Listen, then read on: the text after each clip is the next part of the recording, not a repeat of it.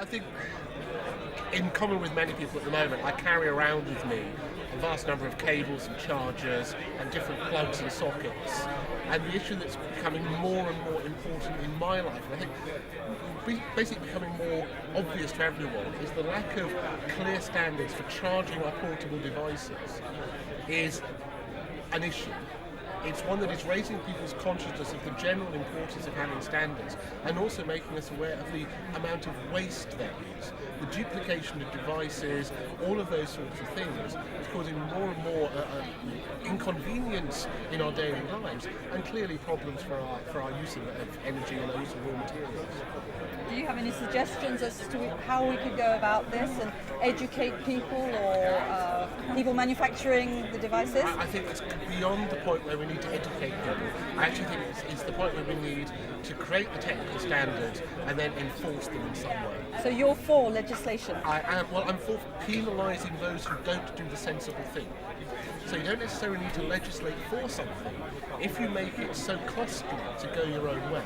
If the cost of an iPhone was doubled because of the tax on its bizarre charging device, then Apple might possibly think again about their selfish approach to the environment. As a subsidiary question to Lift 09 this year, they've calculated that the carbon footprint is roughly 1,000 Swiss francs. If you were given that sum, what would you do with it? But for me personally, well, I'd rather you didn't put it in your pocket because it wouldn't be furthering the world, but what would you do for others? I could buy myself some energy efficient light bulbs and not You could do, yes. 1,000 Swiss francs is too little money to make a major difference, and certainly within the West, where things are so expensive, it couldn't do very much. So you need to get it somewhere it could actually transform people's lives. So you need to get it to somewhere like rural India or somewhere in Africa where it can do something.